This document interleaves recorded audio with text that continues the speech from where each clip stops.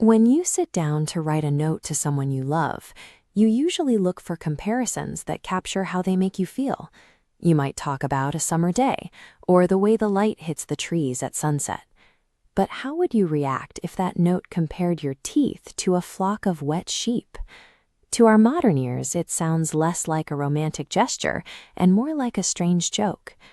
This specific line comes from the Song of Songs, a book in the Bible written as a series of love poems from a king to his bride.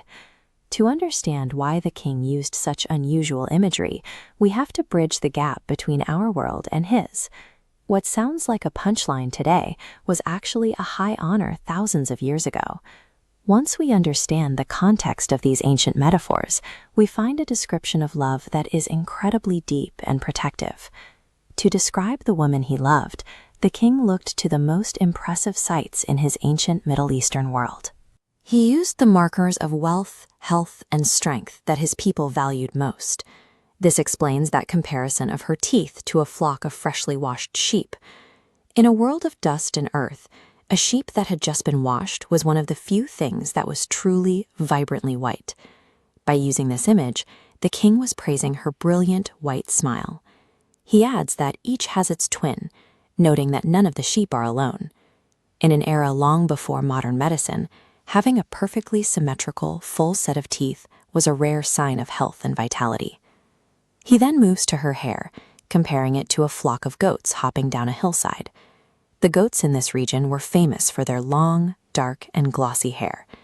When a large flock moved down a mountain, their coats would ripple and catch the light in waves, like the movement of healthy, flowing hair. Perhaps the most striking image is when the king compares her neck to the Tower of David. He isn't describing the texture of her skin, he's describing her character.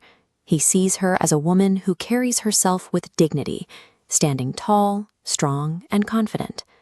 By using the grandest landmarks and the healthiest symbols of his kingdom, the king is telling his bride that he sees no flaw in her. To him, she is the definition of beauty. As the poem reaches its peak, the king moves away from the city and uses the language of the wilderness to describe their relationship. He calls his bride a garden locked up and a sealed fountain. In the ancient world, a locked garden functioned as a private sanctuary. It was an exclusive space, protected from the harsh desert, and kept specifically for the king's own peace and delight. Inside this garden, the king describes a collection of the world's most expensive treasures, spices like myrrh, cinnamon, and frankincense. These weren't common plants. They were luxury goods that required great effort to obtain and protect. When he calls her a locked garden, he is saying that she is his most private and protected joy. She isn't just someone he knows, she is someone he treasures above all his other possessions.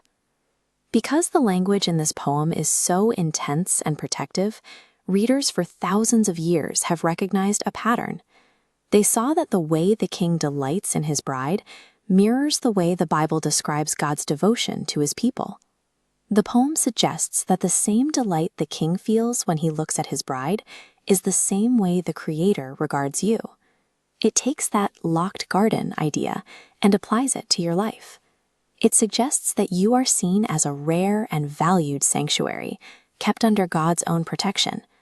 In a world where we often feel defined by our mistakes, this ancient poetry claims that God looks past the flaws and sees someone of immense worth. So the next time you hear a description of a flock of sheep in an old text, remember the intention behind it. It's a reminder that you are seen, you are highly valued, and you are deeply loved.